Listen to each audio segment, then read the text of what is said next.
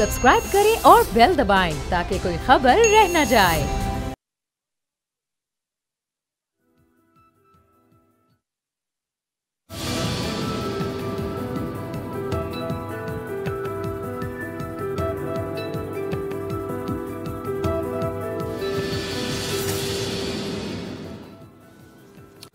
अस्सलाम वालेकुम व्यूअर्स, मैं हूं अमीर अब्बास और आप देख रहे हैं तब्दीली। उज़ैर बलोच कराची शहर में दनदनाता फिरता रहा।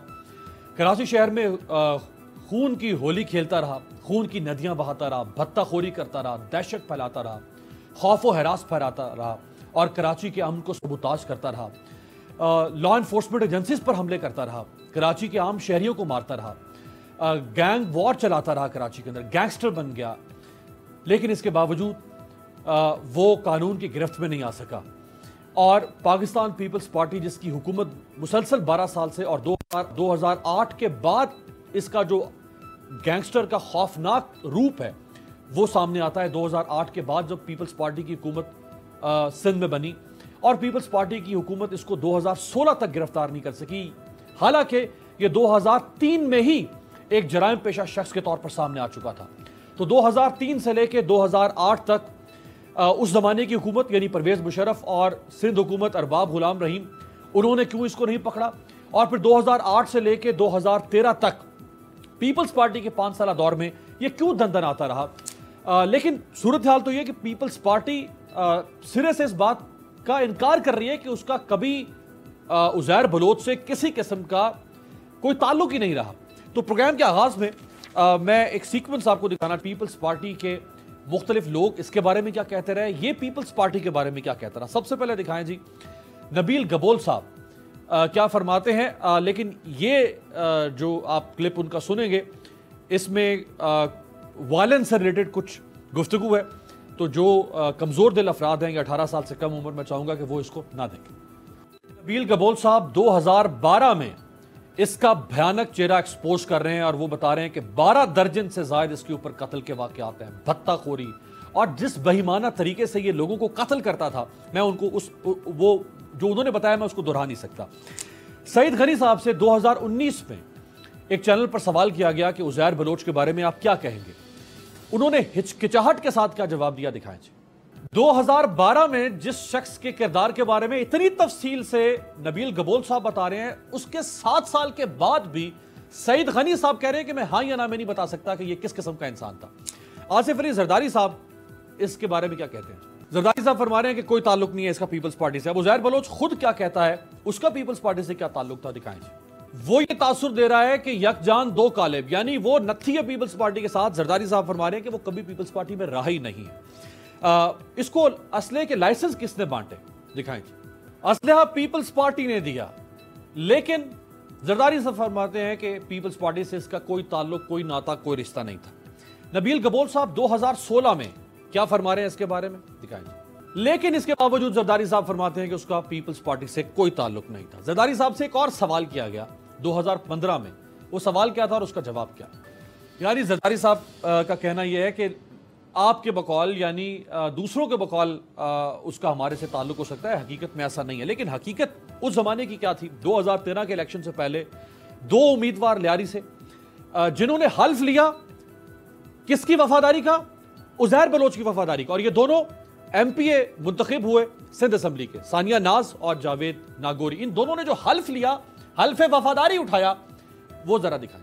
वो हल्फ वफादारी दे रहा है उज़ैर बलोच, यानी ये जो दोनों शख्सियात हैं उज़ैर बलोच के साथ, और ये दोनों सिंध असम्बली का हिस्सा बनी पीपल्स पार्टी की तरफ से। लेकिन पीपल्स पार्टी कहती है कि हमारा उससे कोई ताल्लुक नहीं है।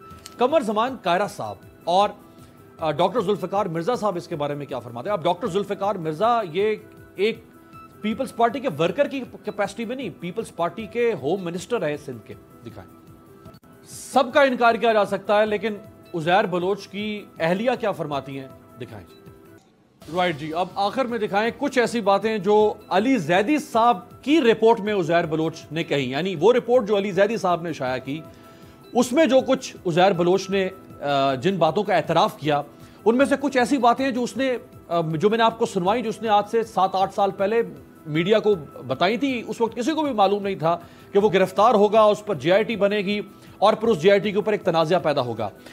اویس مظفر ٹپی صاحب کے بارے میں اس نے کچھ فرمایا تھا، وہ میں ذرا آپ کو آگے چل کے بتاؤں گا، جو علی زیدی صاحب کی رپورٹ میں بھی دیا گیا ہے کہ اویس مظفر ٹپی دراصل اصل میں قائم مقام چیف منسٹر کے طور پہ یعنی سامنے فیس تھا قائم علی شاہ صاحب کا، لیکن اصل میں جو وزارت اعلیٰ کی جو طاقت تھی، اختیار تھا، وہ اویس مظفر ٹپی استعمال کر رہے تھے۔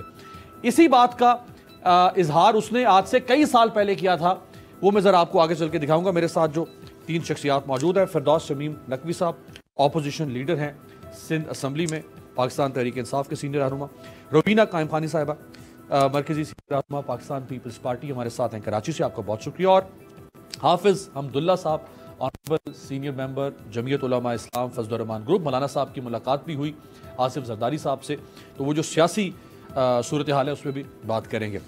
روبینہ صاحبہ آپ ہی سے آغاز کروں گا، کیسے اس بات کا انکار کیا جا سکتا ہے یا اس سے نظریں چرائی جا سکتی ہیں کہ پیپلز پارٹی کے لوگوں کا اس کے ساتھ، عزیر بلوچ کے ساتھ تعلق تھا؟ ہم یہ نہیں کہتے کہ وہ تعلق اس بنیاد پر تھا کہ وہ عزیر بلوچ کو شے دے رہے تھے، لیکن تعلق سے تو انکار نہیں کیا جا سکتا۔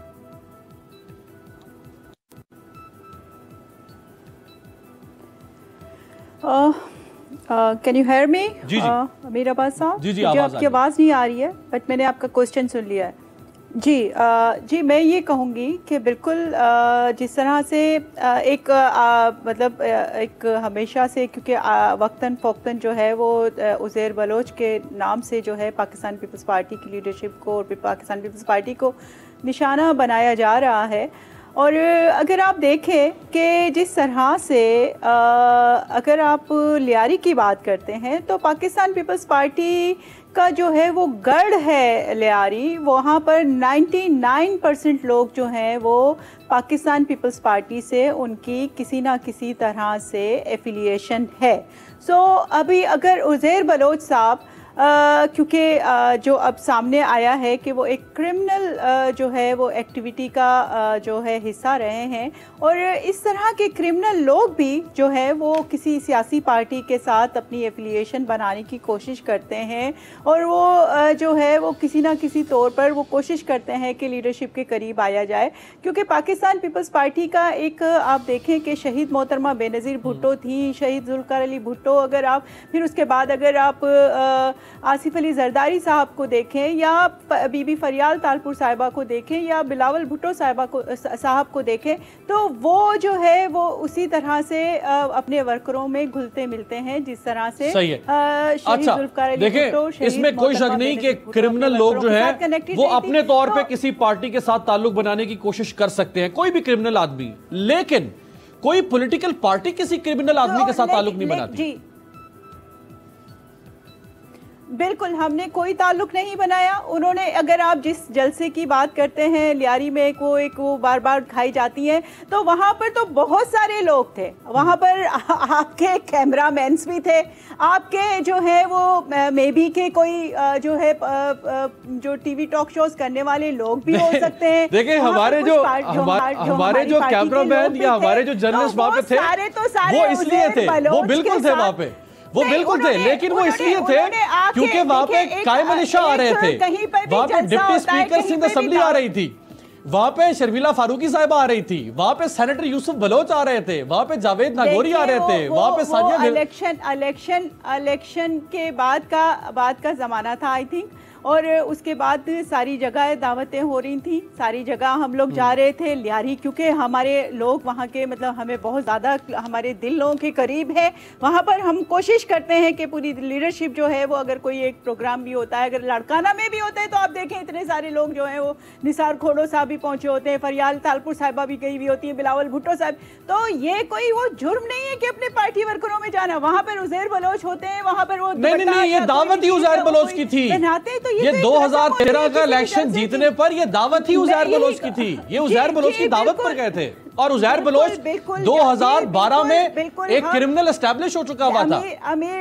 امیر عباس امیر عباس صاحب وہاں پر جو ہے ہم ہر کسی کے گھر پہ جب الیکشن جیتتے ہیں یا الیکشن سے پہلے یا ویسے بھی آپ عام دنوں میں بھی دیکھیں تو ہر گھر کے ہر جو ہے وہ ووٹر کے گھر پہ ہم جاتے ہیں. اب وہ کوئی چور ہے, ڈاکو ہے, کوئی کیا ہے, وہ ہمیں ان کے ماتھوں پہ تو نہیں لکھا ہوا, نہیں اس کے تو لکھا ہوا کہ وہ کسی کرمنل اس کے ماتھے پہ لکھا ہوا تھا. تو میں یہ کہوں گی, دیکھیں میں یہ کہوں گی کہ یہ ایک صرف اور صرف پروپیگنڈا ہے. آصف علی زرداری صاحب کی بہن ہے فریال تالپور صاحبہ, اور پاکستان پیپلز پارٹی ہے, شہید محترمہ بے نظیر بھٹو کی پارٹی ہے. کیوں نہیں آپ علیمہ باجی پہ اتنے بڑے بڑے پروگرام کرتے ہیں؟ آج جے آئی ٹی میں آپ اور جے آئی ٹی میں اگر عزیر بلوچ صاحب کسی کا 100 لوگوں کا نام لے لیتے ہیں, کیا وہ 100 کے 100 مجرم ہیں؟ صحیح ہے, بالکل ٹھیک ہے. یہ مطلب آپ جو ہے وہ جو اور کرمنل لوگ ہیں جو اور جو کرپشن کر کے بیٹھے ہوئے ہیں, جو آپ عمران خان صاحب کی بہن کا بھی تو نام لیں نا, ان کے اوپر بھی پروگرام کریں. علیمہ باجی نے کیسے جو ہے دبئی میں اور جب اس کے اوپر بات ہوتی ہے تو اس پہ ہم بالکل سوال اٹھاتے ہیں. اپنی وہ بنائی, آپ بالکل صحیح کہہ رہی ہیں, جب ان کے اوپر بات آئے گی تو وہ بالکل سوال اٹھایا جائے گا. جو جس شور و زور کے ساتھ پاکستان پیپلز پارٹی کی 198 لوگ قتل ہوئے, اسیسینیشن کی جاتی ہے. آپ نے سنا نبیل کبول صاحب نے کیسے بتایا لاشوں کو جلا کے گٹروں میں بہا دیا جاتا تھا. اس معاملے کا کسی کے باہر کی کرپشن کے ساتھ کیسے, یہ تو لائف اینڈ پراپرٹی کی پروٹیکشن اسٹیٹ کی ذمہ داری ہے. 198 لوگوں کو مار دیا اس نے. پوچھیں بھائی جے آئی ٹی امیر عباس صاحب, جے آئی ٹی میں تو جو ہے وہ مطالبہ کیا گیا ہے کہ ملٹری کورٹ میں جو ہے عزیر بلوچ صاحب کو پیش کیا جائے. ابھی تک کیوں نہیں پیش کیا گیا ہے؟ کیوں نہیں ان کو جو ہے وہ کٹہرے میں کھڑا کیا گیا ہے, سوائے اس کے کہ کبھی کس کا نام لے دیتے ہیں, کبھی کس کے نام سے ہائی لائٹ. تو یہ میں اور آپ فیصلہ نہیں کریں گے, یہ عدالتیں فیصلہ کریں گی کہ ان کو سزا ہونی چاہیے. نقوی صاحب آپ لوگ, علی زیدی صاحب ایک نئی جے آئی ٹی لے کر آ گیا جس کی وجہ سے یہ تنازع پیدا ہوا, ورنہ جو جے آئی ٹی سندھ حکومت کی تھی اس کے اوپر خاموشی ہو جاتی, لیکن علی زیدی صاحب کی وجہ سے ایک تنازع کھڑا ہو گیا. اب یہ جن 4 محکموں کے دستخط علی زیدی صاحب کی رپورٹ کے اوپر ہے, اگر آپ لوگ سیاست نہیں کر رہے, اگر آپ لوگ واقعی بہت درد دل رکھتے ہیں کراچی کے شہریوں کے لیے, تو اس سے پہلے کہ یہ 5 دن سے ایک لا یعنی بحث چلتی رہے, پرائم منسٹر ان 4 محکموں کو جو ان کے ماتحت ہیں انکوائری کنڈکٹ کر دیتے, جے آئی ٹی بنا دیتے, جوڈیشل کمیشن بنا دیتے, اور دودھ کا دودھ پانی کا پانی ہو جاتا. میں یہ کہہ رہا تھا کہ اگر وزیر اعظم صاحب کوئی بھی ایکشن لیں گے تو یہ پولیٹیکل وکٹمائزیشن کی طرف لے جائیں گے. میں کئی پروگراموں میں یہ مثال دے چکا ہوں کہ نیب کا قانون کسی اور کا بنایا ہوا, نیب کا چیئرمین کسی اور کے دور میں بنا, اس کے چننے کا طریقہ, اور آج جب نیب ایکشن لیتی ہے تو کیا کہتے ہیں, نیب نیازی گٹھ جوڑ. اس کے اوپر بھی اگر کچھ کریں گے تو ایسے ہی ہوگا. تو بہتر یہ ہے کہ اس کے اوپر ہم ایک کورٹ پروسیس پہ چل رہے ہیں. پہلے ہم سندھ ہائی کورٹ کے پاس گئے. اگر کوئی چیز دیکھیں, جو میں نے جے آئی ٹی دیکھی جو کہ آفیشیل جے آئی ٹی تھی, اس کے اندر تو کوئی تو ایسی بات نہیں تھی کہ سندھ گورنمنٹ اس کے پبلک ہونے کو کیوں اپوز کر رہی تھی. انہیں تو خود اسے پبلک کر دینا چاہیے تھا. کورٹ آرڈر دے رہے تب بھی نہیں کر رہے تھے. دوبارہ اپیل کی گئی اور کورٹ ان کے خلاف کچھ کرنے جا رہا تھا, تو انہوں نے سپریم کورٹ میں اپیل داخل کی کہ ہم نہیں چاہتے کہ یہ جے آئی ٹی ریلیز ہو. یہی بتا دیں رومیدہ صاحبہ کہ یہ کیوں نہیں چاہتے, کیا وجہ تھی, اس میں کون سی چیز ان کو ایسی نظر آئی ہے جو ان کی آفیشیل جے آئی ٹی ہے جس کو یہ چھپانا چاہ رہے تھے. دوسری چیز انہوں نے کہی کہ دیکھیں یہ سندھ حکومت کی ذمہ داری ہے.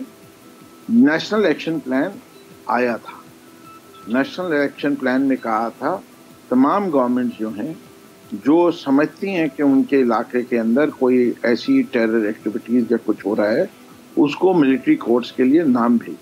اس میں کیوں نہیں بھیجا انہوں نے نام؟ ہم تو کہیں بھی نہیں تھے نا, کیوں خاموش بیٹھے رہے؟ جے آئی ٹی میں یہ نشاندہی کر دی گئی تھی کہ 108 پیپل are involved. کیا ان کی ذمہ داری نہیں بنتی تھی کہ ایسے شخص کو ملٹری کورٹ کی ٹرائل کے لیے بھیج دیتے؟ یہ کیا کہہ رہی ہیں کہ خود ملٹری کورٹ اٹھا دے؟ خود تو ملٹری کورٹ کا اٹھانے کا کوئی پروسیس ہی نہیں ہے. پروسیس یہ رکھا گیا تھا کہ گورنمنٹس نام دیں گی. ہر گورنمنٹ نے نام دیے, سندھ گورنمنٹ نے کیوں نہیں نام دیا؟ ٹھیک ہے, یہ بتا دیں. جہاں تک تعلق ہے کہ ہم کیوں لے کے آئیں, دیکھیے مسئلہ یہ ہے کہ what are you trying to do. آپ کوشش یہ کر رہے ہیں کہ اس ملک میں طاقتور لوگ بہت کچھ کروا رہے ہیں. اور وہ طاقتور لوگ نہیں پکڑے جاتے، ان کے مورے پکڑے جاتے ہیں۔ بالکل ٹھیک ہے۔ اچھا، آپ کے پاس اس بات کا جواز یہ ہے، میں ذرا یہی جواز سینیٹر حافظ حمداللہ صاحب کے پاس۔ حمداللہ صاحب، پی ٹی آئی کہہ رہی ہے کہ جی عمران خان صاحب پرائم منسٹر اس لیے اس معاملے میں نہیں آ رہے تاکہ یہ نہ کہا جائے کہ جی ہم سیاست کر رہے ہیں یا ہم اس میں کوئی ونڈکٹیو کام کر رہے ہیں، لیکن سیاست تو تحریک انصاف نے کر دی جب تحریک انصاف کی طرف سے اپنی ایک جے آئی ٹی رپورٹ، یعنی اپنی مراد یہ کہ ان کی طرف سے ایک رپورٹ سامنے آ گئی۔ اگر سیاست سے بچنا تھا تو یہ رپورٹ بھی سامنے نہ لے آتے۔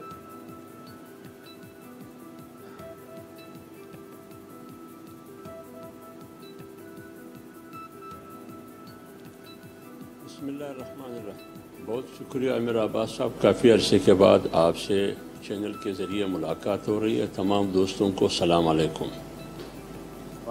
دیکھیں، بات یہ ہے کہ کون قاتل ہے، کون مجرم ہے، کون دہشت گرد ہے، کون اس کا سہولت کار ہے، کون اس کو مالی فنڈ دے رہا ہے، کون کس کے لیے اور کن مقاصد کے لیے کس کو استعمال کر رہے ہیں اور کن مقاصد کے لیے اور اہداف کے حصول کے لیے استعمال کیا جا رہا ہے، اس میں نہیں پڑھتا، یہ میں کورٹ پہ چھوڑتا ہوں۔ لیکن جہاں تک جے آئی ٹی کی بات ہے، ایک جے آئی ٹی یہ ہے جو علی زیدی نے پارلیمنٹ میں پیش کی، ایک جے آئی ٹی وہ ہے جو بعد میں پیش کی گئی، منظر عام پر آئی۔ خد خال کیا ہے، اس کی بنیادی اسباب اور عوامل کیا ہے، اس میں بہت سی چیزیں ہیں۔ مثلا ایک فیکٹری کو بھی آگ لگی جس میں 300 بندے لقمہ اجل بنے، وہ جے آئی ٹی کہاں چلی گئی، اس میں کون کون ملوث تھے، کس پارٹی کی سرپرستی میں یہ سب کچھ ہوا، اس میں بھی ایک جے آئی ٹی کا وہ منظر عام پہ آنا چاہیے۔ حکومت ہے انصاف والوں کی، جو انصاف اور احتساب کی بات کرتے ہیں اور قانون کی بالادستی کی بات کرتی ہیں، ایک ایسی پارٹی جو اسی نعرے پہ وہ آئے ہیں، تو پھر 12 مئی کا بھی حساب کتاب لے لینا۔ بالکل صحیح ہے۔ 12 مئی کا معذرت حافظ صاحب، مجھے ایک شارٹ بریک کے لیے کہا جا رہا ہے نیوز ہیڈ لائن سے، میں واپس آتا ہوں، آپ یہیں سے کنٹینیو کیجیے گا۔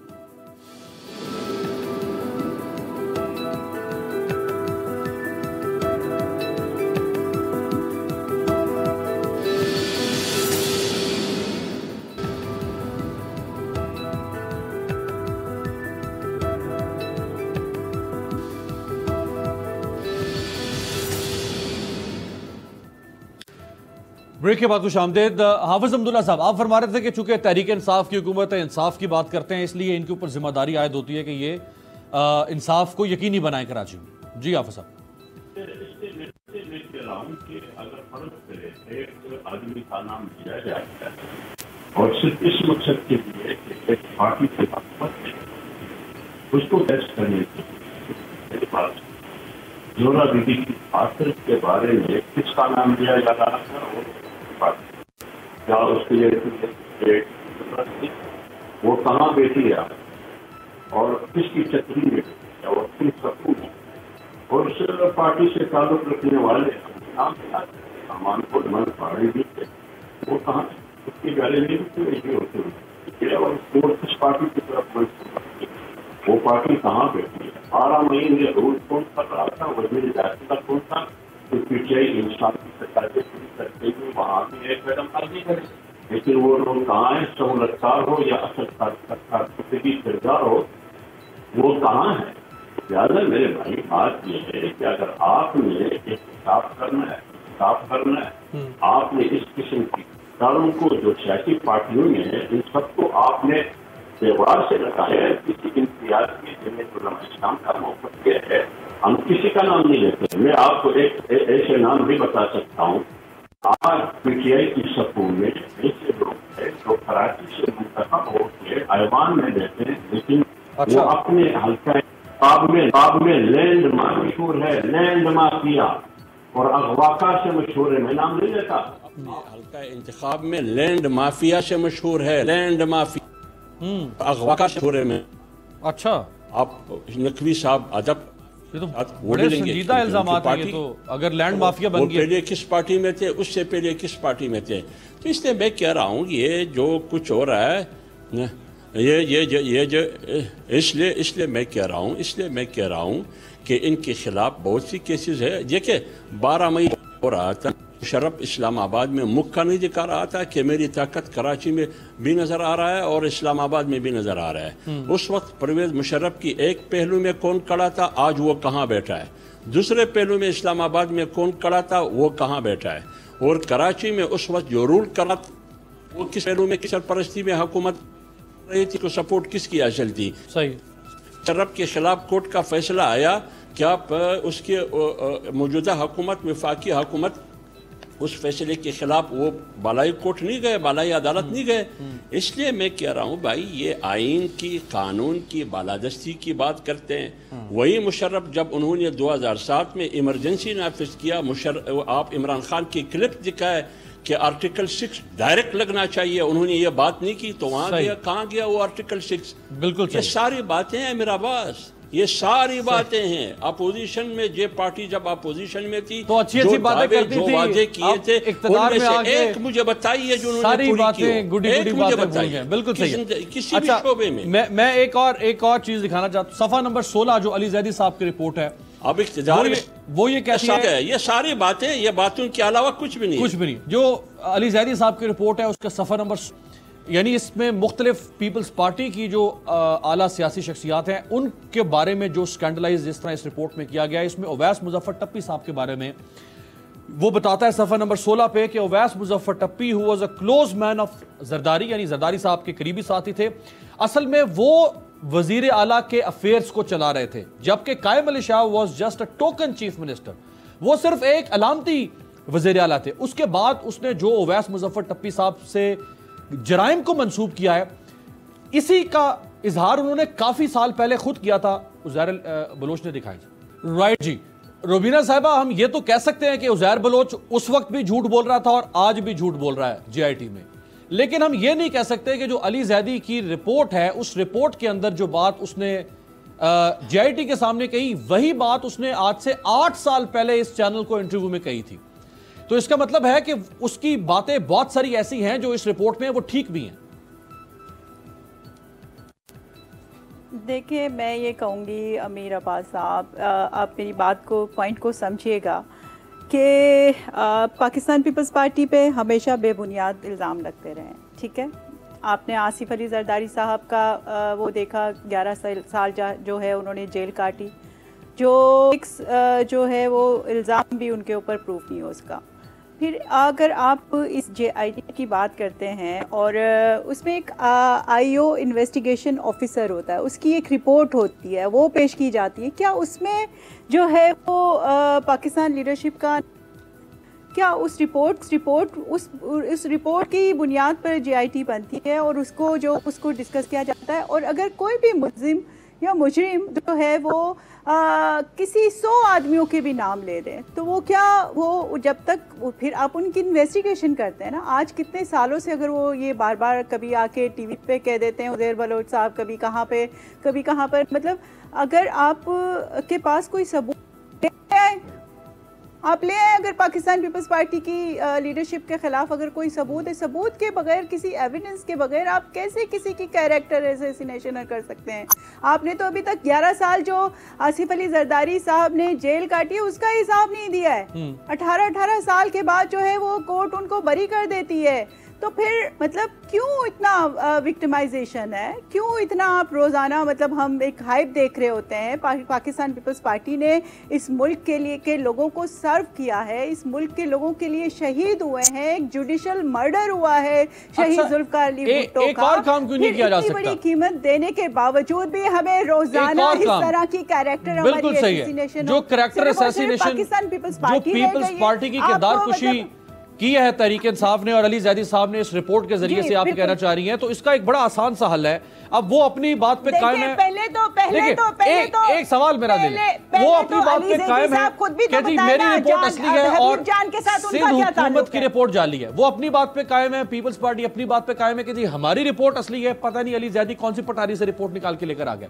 اب آخر اس کا کوئی حل تو نکالنا ہے، ورنہ تو 3 سال. میں بتاؤں نا امیر عباس صاحب، امیر صاحب اصل میں بات یہ ہے کہ ان کی انکمپیٹنسی ہے، ان کی پرفارمنس کچھ نہیں ہے. انہوں نے لوگوں کو کے جو ہے اٹینشن کو ڈائیورٹ کرنا ہے اور وہ صرف اور صرف ان کے پاس یہی ہتھ کنڈے ہیں، یہی اوچھے ہتھ کنڈے ہیں جس کی وجہ سے یہ آئے دن اس طرح کی جو ہے وہ پروپیگنڈاز کرتے رہتے ہیں. ان کی کوئی پرفارمنس چاہیے. 2 سال میں انہوں نے پاکستان کا دیوالیہ نکال کے رکھ دیا ہے. ایک سوال آپ سے، دیکھیے کیا ایسا ممکن ہو سکتا ہے کہ جیسے علی زیدی صاحب نے chief justice of supreme court honourable justice गुलजार अहमद साहब से अपील की कि जी आप इसके ऊपर सो मोटो नोटिस लें।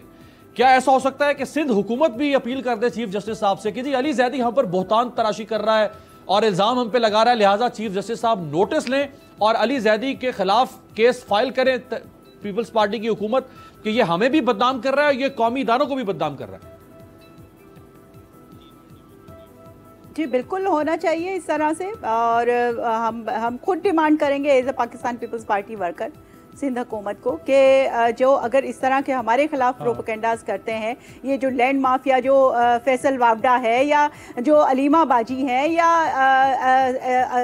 अली जैदी साहब हैं, ये हबीब जान के इतने करीब हैं, ये खुद टेररिस्टों में बैठे रहे, तालिबान की बात करते रहे और ये आज हम पे इल्ज़ाम लगाने आ गए सिर्फ और सिर्फ अपनी सियासत और सस्ती शोहरत के लिए जो है वो टीवी पे आके बैठ के ये जीआईटी को डिस्कस करते हैं। इनका इतना लेवल है। नकवी साहब देखें, अब ये तो नकवी साहब ये तो अब 3 साल लगता यूं है कि ये 3 साल तो पिंग पोंग चलता रहेगा। आप कहेंगे कि भाई आपकी जाली, वो कहेंगे आपकी जाली। अब जैसे फरमा रही है रुबीना साहबा कि आप असल में अपनी बैड परफॉर्मेंस को रिपोर्ट की ढाल में छुपाने की कोशिश कर रहे हैं, तो अब इसका कोई तो मामला, इसको हल करने के लिए कौन फिर इसमें पहल कौन करेगा? पहली चीज तो ये मुर्तजा भुट्टो साहब को मारे गए, शहीद किए गए, किसने किया? किसकी हुकूमत थी? किसकी गोलियों से मारे गए थे? पुलिस दहशतगर्द ने आके मारा। क्यों नहीं रिपोर्ट दे सक रहे? क्यों नहीं प्रोसिक्यूट हुए? किसकी इनएफिशिएंसी है? चलिए ये भी छोड़ दीजिए, उज़ैर बलोच को एक तरफ हटा दीजिए। साने बल्दिया 285 लोग जला दिए गए। ये भी वाजे हो गया कि ये दहशतगर्दी का वाकया था। रिपोर्ट में जीआईटी ने लिख दिया 2016 में कि ये कोई एक्सीडेंटल फायर नहीं थी, ये दहशतगर्दी का वाकया है। वो तो कंट्रोवर्शियल नहीं है, क्या एक्शन लिया? निसार मुराई के बारे में रिपोर्ट दी, क्या एक्शन लिया? पुलिस के लोगों की निशानदेही की जिन्होंने कॉपरेट किया उज़ैर बलोच के साथ, उन पे कोई इंक्वायरी की? ये किसकी इनकॉम्पिटेंस है? पाकिस्तान तहरीक इंसाफ की? अली जैदी की? साने शरह फैसल में अभी तक क्यों नहीं तस्दीक हो सकी? जो इनके वर्कर्स मारे गए, जिनके ऊपर ये था कि उनके पास सेंसिटिव इंफॉर्मेशन है, शहंशाह, उसकी क्यों नहीं हुई? मैंने चार्ज लगाया 2004 के बाद से जितनी शुगर मिल्स बिकी हैं सिंध में, वो सिर्फ 2 ग्रुप्स ने खरीदी हैं, 14 हैं, या ओमनी ग्रुप या जरदारी ग्रुप। उसके बारे में क्या किया? इन्होंने सिंध बैंक से 100 करोड़ रुपया कर्जा दे दिया, 100 करोड़ रुपया कर्जा दिया थट्टा शुगर मिल को, एक पेंच नहीं लगा उसमें। क्यों नहीं इंक्वायरी होती? क्या उसका बोर्ड ऑफ गवर्नर नहीं है? शहर कराची 2007 के बाद से एक बूंद पानी का इजाफा नहीं हुआ, मंसूबा बंद चल रहा है, उसका कौन जिम्मेदार है? 2 दफा इनके वजीर मुख्तलिफ वज़रा ने इस 12 साल में, एक ने 10,000 बसों का वादा किया, एक बस नहीं आई, दूसरे ने 2,000 बसों का वादा किया, एक बस नहीं आई। कराची का पूरा सीवरेज का पानी जो है वो समंदर में बगैर ट्रीटमेंट के दिया जाता है। ये किसकी इनकॉम्पिटेंस है?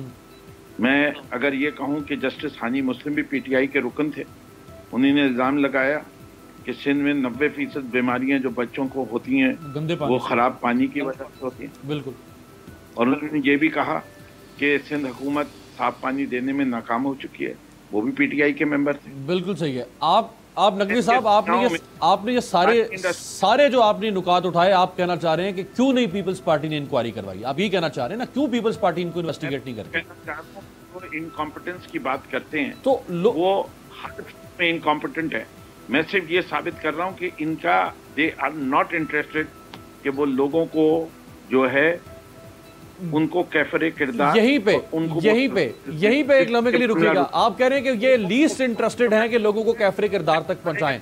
अब काउंटर आर्गुमेंट आ रहा है कि जी आप लोग भी लीस्ट इंटरेस्टेड हैं कि कराची का कातिल उज़ैर बलोच कैफरे किरदार तक पहुंचे। अगर आप लोग भी सही संजीदा इंटरेस्टेड होते, संजीदगी के साथ, तो आप लोग भी फिर अपने तौर पे इसकी कोई इंक्वायरी करवा लेते ना कि रिपोर्ट कौन सी असली है।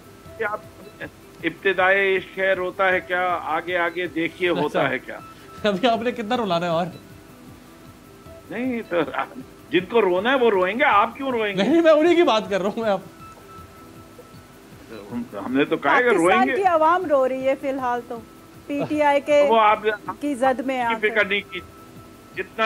جتنا روٹی کپڑا مکان کے نعرے کے اوپر آپ نے دھوکہ دیا ہے, وہ دیکھ لیجئے کتنے مکان دیے, کتنی غربت کا کم کی. وہی روٹی کپڑا مکان کا نعرہ لے کے بے نظیر انکم سپورٹ کے ذریعے آپ لوگوں کو پیسے دے رہے ہیں. آپ کی اپنی تو پرفارمنس کوئی بھی بتائے. لکھوی صاحب 50 لاکھ گھر تو آپ نے بھی دینے تھے نا. اگر بھٹو صاحب نے روٹی کپڑا مکان کی بات کی تھی تو 50 لاکھ گھروں کی تو آپ نے بھی بات کی تھی نا. 2 سال میں 20 لاکھ گھر بنے تھے, وہ کہاں گئے؟ ہم نے 30,000 ہاریوں کو زمین مفت تقسیم کی, ہم نے گھروں کی اسکیم دی بے نظیر انکم سپورٹ کے تھرو, جو ہے بے نظیر ہاؤسنگ اسکیم بھی تھی, وہ بھی گھر دیے ہم نے. آپ نے اگر ایک بھی گھر دیا ہو تو بتائیں. اللہ تاریخ میں کسی اور جماعت نے لائی ہے کہ کنسٹرکشن انڈسٹری کو پروموٹ کرنے کے لیے, تو ڈیبیٹ کر لی. اتنا لو مارک اپ ریٹ کہ کل 5% غریبوں کو چھوٹے مکان پہ دے دیا. 800 اسکوائر فٹ کا فلیٹ 5 مرلے کی اسکیم کے اوپر, جس کو قرضہ چاہیے 5% پہ قرضہ لے سکتا ہے, باقی سب چھوڑیے. اتنا بڑا پروگرام کسی نے آج تک دیا اس مسئلے کو ایڈریس کرنے کے لیے. Withholding tax, fix tax regime, 1 window operation. ٹھیک ہے حافظ صاحب, اس کے بعد ایکشن. چلیں حافظ صاحب سے بھی ذرا پوچھتے ہیں کہ جو آپ فرما رہے ہیں وہ ان کی پارٹی کتنی مطمئن ہے, کیونکہ حافظ صاحب کی پارٹی تو مطمئن نہیں ہے. مولانا صاحب پھر کہہ رہے ہیں کہ جی کوئی اور الائنس ہونا چاہیے اور حکومت کامیاب نہیں ہے, بلکہ عمران خان اور پاکستان نہر کے 2 کناروں کی طرح, یہ ساتھ ساتھ نہیں چل سکتے. تو حافظ صاحب, مولانا صاحب کی جو ملاقات ہوئی ہے زرداری صاحب سے, کیا اس میں پیش رفت ہو سکتی ہے آگے؟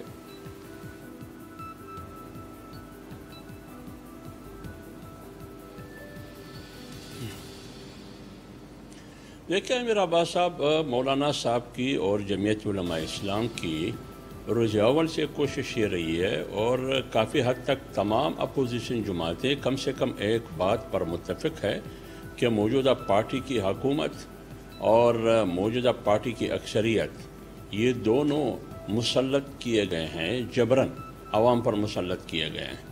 اس پر تمام پارٹیوں کا اتفاق ہے. لہٰذا تمام پارٹیوں کا اس پر اتفاق ہے کہ عوامی مینڈیٹ کے نتیجے میں نہیں, پتہ نہیں ہے یہ ہتھوڑے کا اثر ہے یا ڈنڈے کا اثر ہے, یہ پتہ نہیں ہے, یا ہتھکڑے کا اثر ہے.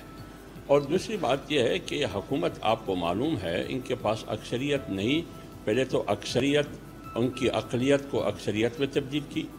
پھر جہانگیر ترین نے خود کہا کہ 2013 میں جو دھاندلی ہوئی, انہوں نے خود ڈینائی کیا کہ کوئی دھاندلی نہیں ہوئی تھی. 2-3-4 سیٹوں میں دھاندلی ہوئی تھی, ہم نے شور شرابہ کیا, دھاندلی دھاندلی دھاندلی. پھر کہا کہ میں خود عمران خان صاحب کے پاس گیا کہ اصل مسئلہ یہ تھا جو ہم سے غلطی ہوئی ہے ٹکٹوں کی ڈسٹریبیوشن میں, ان کی تقسیم میں. تو اس کا مطلب یہ ہوا کہ وہ سارا ڈرامہ تھا جو جہانگیر ترین نے پلاپ کیا. جہاں تک کرپشن کی بات ہے تو آٹا چور گندم چور یہ کون ہے؟ جاواجد ضیاء کی رپورٹ آگے سامنے, وہ چور کہاں چلے گئے؟ معلم جبا کیس ہے, BRT کیس ہے, یہ کہاں ہے؟ فارن فنڈنگ کیس ہے, یہ کہاں ہے؟ میں نے آپ کو پہلے کہا یہ صرف باتیں ہیں میرے بھائی اور کچھ نہیں ہے.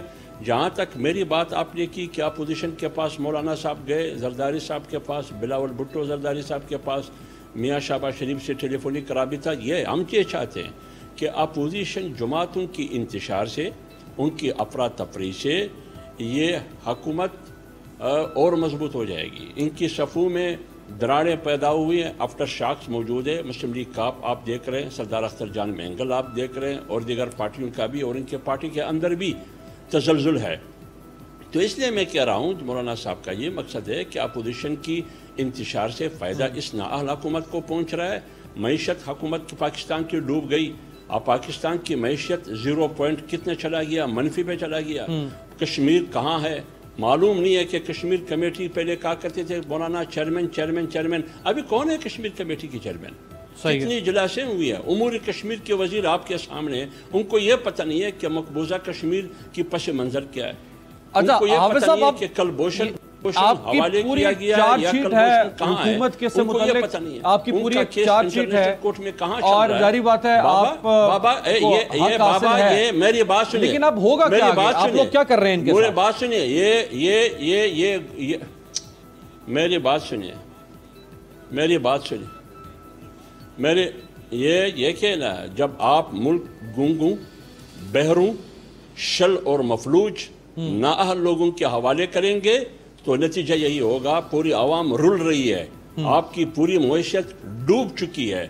اس لیے مولانا کہہ رہا ہے کہ دو چیزیں ہیں، کیا آپ کو یہ لنگلا لوڑا یہ جو مسلط کردہ حکومت ہے یہ عزیز ہے کہ 5 سال پوری کرے، یا آپ کو ملک عزیز ہے، ملک کی سالمیت عزیز ہے، ملک کی بقا عزیز ہے؟ دو چیزیں ہیں یار، یا تو عمران خان ہوگا یا پاکستان ہوگا۔ میں وہ عمران خان صاحب کی ٹرمینالوجی میں آپ سے سوال کر لیتا ہوں، پارٹی ہے لہذا ہم نے پاکستان کو بچانا، پاکستان کو آپ بچانا چاہتے ہیں، تو آپ T20 والی اپوزیشن کرنا چاہتے ہیں یا ٹیسٹ والی اپوزیشن کرنا چاہتے ہیں عمران خان کے ساتھ؟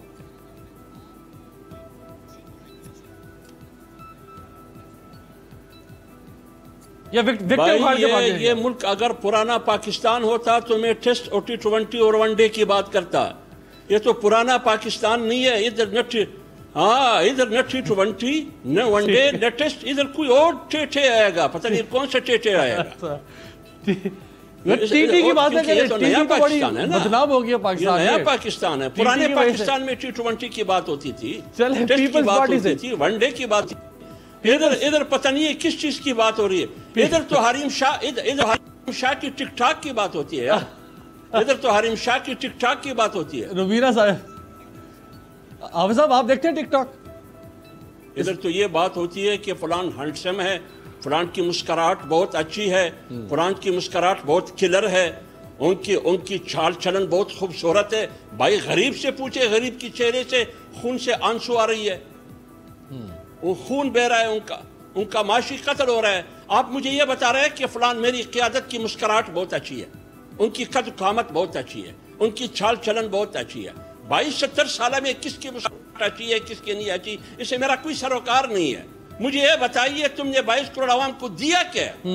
مجھے یہ بتائیے 22 مہینے میں تم نے کیا دیا ہے؟ بھائی پیپلز پارٹی تو آپ کہتے ہیں چور ہے، جی نقوی صاحب چور ہے، تم تو فرشتوں کی حکومت ہے۔ آپ پہ عمل کیوں کے بارے میں کیا کہتے تھے؟ تیور خراب لگ رہے ہیں JUI فیک ہے۔ آپ نوٹریبل کے بارے میں کیا کہتے تھے؟ آپ نے کیا کیا ہے؟ نقوی صاحب دین اللہ فی سبیل اللہ فساد، اور کچھ نہیں ہے۔ انہیں نے فساد برپا کرنے کی کوشش کرنی ہے، وہ کرتے رہیں۔ بات یہ ہے کہ اگر ان کو میں سمجھانا شروع کروں، یہ ملک دیوالیے پہ تھا۔ سب سے بڑا کارنامہ یہ ہے کہ عمران خان نے اس ملک کو دیوالیے سے بچایا، اس سے کہ $2 بلین خزانے میں تھے، $12 بلین کا پیمنٹ ڈیو تھا۔ شاید ان کو اندازہ نہیں ہے کہ دیوالیہ جب کوئی ملک ہوتا ہے تو اس میں کیا حشر ہوتا ہے۔ اگر ان کو مثالیں دیکھیں تو ترکی کی دیکھ لیں، چلی کی دیکھ لیں، خود اسرائیل کی بھی دیکھ لیں جن ملکوں میں دیوالیے ہوئے ہیں، اور آج کے دور میں گریس کی دیکھ لیں جس کا دیوالیہ ہوا تھا انقریب، اور اب جس ملک کا ہونے جا رہا ہے وہ لبنان ہے، اور وہاں دیکھیں کہ جب دیوالیہ ہوتا ہے تو کیا ہوتا ہے۔ پہلی چیز، ملک میں 60 سال بعد پہلا ڈیم بننا شروع ہوا، ساری دنیا میں پاکستان کا نام روشن کیا یونائٹڈ نیشنز میں، جس طریقے سے جا کے کیس رکھا عمران خان نے، صرف کشمیر کا نہیں، ہمارے نبی کی عزت کا بھی، کہ ہم مسلمانوں کو ہمارے کشمیر کا اور حالات خراب ہو گئے۔ جتنی فراست کے ساتھ انہی نے جو ہندوستان نے حملہ کیا تھا اور ان کے پائلٹ ملے تھے، ان کو واپس کر کے پاکستان کو ایک پیس لوننگ نیشن ثابت کیا، وہ اس کو بھی دیکھ لیے۔ چلیں وہ اس کو چھوڑیے اور آگے چلیے۔ یہ سوشل نیٹ کا پروگرام جو ہے احساس کا، اس میں سے 8 لاکھ لوگوں کو نکالا، جو کہ فہرست ٹرانسپیرنٹ طریقے سے لسٹیں اخباروں میں شائع کی، کہا جس کو آبجیکشن ہے وہ ابھی بھی آبجیکشن دے سکتا ہے۔ وہ 8 لاکھ لوگ گھسائی کس نے تھے؟ رائٹ، ابھی 1.5 کروڑ سے زیادہ لوگوں کو پیسے بانٹے ہیں۔ 8 لاکھ لوگوں کو نکالنا کارنامہ ہے یا احساس پروگرام جنہوں نے شروع کیا وہ کارنامہ؟ روبینہ صاحب آپ بھی ذرا بتا دیں، یہ جو مولانا صاحب کی ملاقات ہوئی ہے زرداری صاحب سے، تو یہ زرداری صاحب کی صحت دریافت کرنے کے لیے آئے ہیں مولانا صاحب، یا کوئی نیا اتحاد بنانے کے لیے آئے ہیں؟ دیکھیں میں یہ کہوں گی امیر عباس صاحب، پاکستان پیپلز پارٹی ہمیشہ کوشش کرتی رہی ہے کہ جو بھی پاکستان میں پولیٹیکل جماعتیں ہیں ان کو آن بورڈ رکھے، اور ابھی ظاہر سی بات ہے ہم لوگ اپوزیشن میں، ہم جب حکومت میں ہوتے ہیں تب بھی ہم تمام پولیٹیکل پارٹیز کو کوئی بھی لیجسلیشن کرتے ہیں یا کوئی بھی ایشوز ٹیک اپ کرتے ہیں تو ہم ان کو آن بورڈ رکھتے ہیں، اور پھر وہی اسی طرح سے، کیونکہ یہ شہید محترمہ بے نظیر بھٹو کی ایک ویژن تھا کہ تمام پولیٹیکل پارٹی کو جو ہے وہ آن بورڈ رکھ کے ملکی ایشوز کو ڈسکس کیا جائے۔ اسی طرح سے آصف علی زرداری صاحب جو ہے وہ ایک پہلے تھوڑی ان کی صحت کا معاملہ تھا، لیکن اب وہ مولانا فضل الرحمان صاحب کو اور دوسری جماعتوں سے بھی آگے وہ ملیں گے اور ان کے ساتھ بات چیت کا عمل ہوگا، تو وہ جو خاص طور پر آج پاکستان کے جو حالات ہیں، جو پی ٹی آئی نے جس ڈگر پہ پاکستان کو پہنچا دیا ہے کہ ایک غریب آدمی اب روٹی کھانے جیسا ہی نہیں ہے۔ آپ بات کرتے ہیں، آپ کہتے ہیں کہ ہم نے اکانومی میں کو یہ بہتر کر دیا، ہم نے یہاں سے یہ پاکستان کو مشکل سے نکالا، تو آپ 100 جو ہے وہ $2 کا ریٹ تھا اور آج آپ یہ کہنا چاہ رہی ہیں کہ آپ دعوے کرتے ہیں لیکن یہاں تو جو عام مسائل ہیں روزمرہ کے ان کو حل کرنے میں بھی حکومت ناکام ہو گئی۔ بہت بہت شکریہ تینوں مہمانوں کا، وقت ختم ہو گیا۔ آخر میں آپ کو کرونا وائرس سے متعلق اپڈیٹ دیتا چلوں، اس وقت دنیا میں 1,22,00,000 لوگ کرونا کی وبا سے متاثر ہو چکے ہیں، 5.5 لاکھ سے زائد لوگ لقمہ اجل بن گئے ہیں۔ انسانی تاریخ میں جو سب سے مہنگا ترین میڈیکل پروجیکٹ ہے وہ اس وقت کرونا کی ویکسین کی تیاری کا بن چکا ہے۔ دنیا کے 32 ملکوں میں 200 ایسے پروجیکٹ چل رہے ہیں جہاں کرونا کی ویکسین کی تیاری کے اوپر سائنٹسٹ اور طب کے ماہر جو ہیں وہ کام کر رہے ہیں۔ پاکستان میں ٹیسٹنگ میں 56% کمی ہو چکی ہے، اور پہلے جو یومیہ ٹیسٹ تھے وہ 43,636 کے قریب ہوا کرتے تھے، جن کی تعداد اب کم ہو کے یومیہ ٹیسٹ اب 24,490 کے قریب ہو رہے ہیں۔ بجائے یہ کہ ٹیسٹنگ کی صلاحیت ہم بڑھاتے، ہمارے ہاں ٹیسٹنگ کی صلاحیت جو ہے اس کو کم کر دیا گیا۔ ایک اچھی پیش رفت یہ ہوئی ہے پاکستان کے لیے بھی اور دنیا کے لیے بھی، جاپان نے ایک ایسی ٹیکنالوجی تیار کر لی ہے کرونا وائرس کے ٹیسٹ کا نتیجہ حاصل کرنے کے لیے، جو 25 منٹ میں وہ کٹ آپ کو، اگر آپ سیمپل اس کٹ میں لے کر جائیں تو وہ آپ کو 25 منٹ میں اس کا نتیجہ دے دے گی۔ اس سے بہت مدد ملے گی دنیا کے اندر کرونا کی وبا کو قابو کرنے میں۔ جہاں ٹیسٹ کی رپورٹ میں کئی گھنٹے اور بعض اوقات 1 سے 2 دن تک کا عرصہ لگ جاتا ہے، وہاں اگر 25 منٹ میں یہ نتیجہ آپ کو مل جائے گا تو اس سے فائدہ حاصل ہوگا۔ اور پاکستان کے لیے اچھی خبر یہ ہے کہ اب جاپان اور پاکستان کا ایک فورم ہے مشترکہ جو کوشش کر رہا ہے کہ اس ٹیکنالوجی کو جلد از جلد پاکستان بھی منتقل کیا جا سکے۔ اس نائجیریا کے اندر بھی ایک سائنٹسٹ نے ایک ایسی کٹ تیار کر لی ہے جو کہ فاسٹسٹ آپ کو اس کا رزلٹ جو ہے وہ مہیا کر سکے گی۔ آپ سے ملاقات ہوگی کل، دیکھتے رہیے گا تبدیلی۔